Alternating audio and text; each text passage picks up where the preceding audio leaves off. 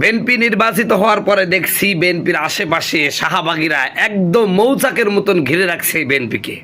চতুর্দিকে এই বাংলাদেশে নাস্তিক মুরতাদ যাদের অপকর্মের কারণে আওয়ামী লীগের পতন হয়েছে, সেই লোকগুলোই দেখছি বিএনপির আশেপাশে বিএনপিকে তেল মারতেছে।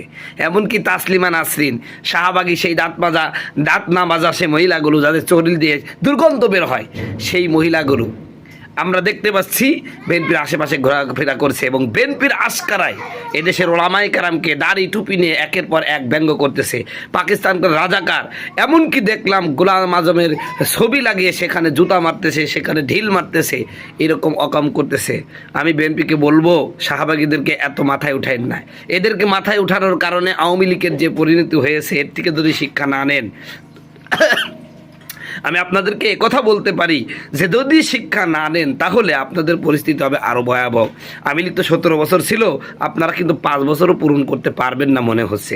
চতুর্দিকে বিভিন্ন মারামারি গ্যাঞ্জাম শুরু করে দিছে, আর নাস্তিক মুরতাদগুলো একের পর এক ফেসবুকের মধ্যে ইসলামকে কটাক্ষ করে, দাড়ি টুপি কটাক্ষ করে, আলেমদেরকে কটাক্ষ করে বারবার একটা কথা বলতেছে, রাজাকারের পতন হয়েছে। আরে রাজাকার কারা?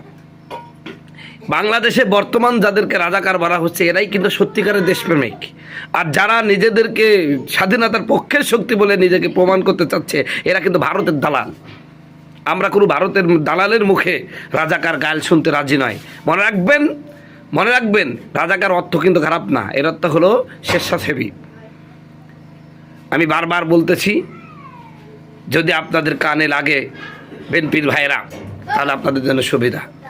এই নাস্তিক মুরতাদগুলো এই শাহবাগীদের কারণেই কিন্তু আওয়ামী লীগ এদেশের ওলামায়ে কেরামের উপর নির্যাতন নিপীড়ন চালিয়েছে, এদেশের আলেমদেরকে কটাক্ষ করেছে, ছোট করেছে, যার ফলশ্রুতিতে আওয়ামী লীগের কী হয়েছে বুঝতে তো পারছেন।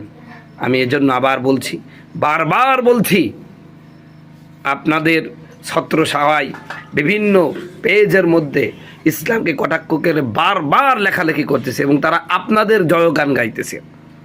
এই সমস্ত নাস্তিকদেরকে ঠেকান।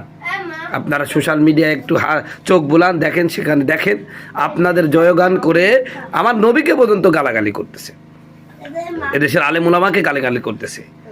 এগুলো ধৈর্যের বাঁধ ভেঙে যাবে। এদেশের আলেম উলামার প্রতি যদি আপনারা এইরকম কটাক্ষ করতেই থাকেন, আপনার দলের লোকেরা আপনার বিরোধিতা করবে। কারণ এদেশের মানুষ নামাজ না পড়লেও দাড়ি টুপি ইসলাম আল্লাহর নবী মুহাম্মদ সাল্লাল্লাহু আলাইহি সাল্লামকে জীবন দিয়ে ভালোবাসে। অতএব রাসূল সাল্লাল্লাহু আলাইহি সাল্লামের ব্যাপারে তারা কোনো কম্প্রোমাইজ করবে না, ইসলামের ব্যাপারে তারা কোনো কম্প্রোমাইজ করবে না।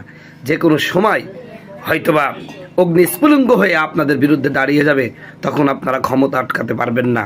এই জন্য আমি বারবার বলছি আপনার এই বট বাহিনী যারা মামুনুল হক সাহেবকে 501 এবং জামাতের আমিরকে সাদা শয়তান, তারপর রাজাকার, আলবদর আশামস বলে যে গালি দিচ্ছে, এগুলো আপনারা একটু আপনাদের এই নেতাকর্মীদেরকে বা আপনাদের এই অ্যাক্টিভিস্ট নাস্তিকগুলোকে একটু সাবধান করেন।